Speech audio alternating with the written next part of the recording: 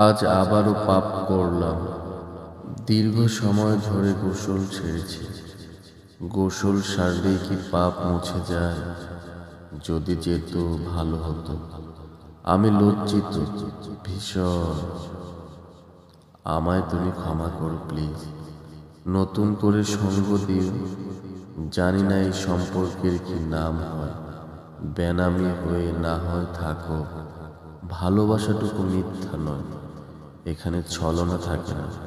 তোমাকে পাওয়ার তীব্র আকাঙ্ক্ষা থাকবে।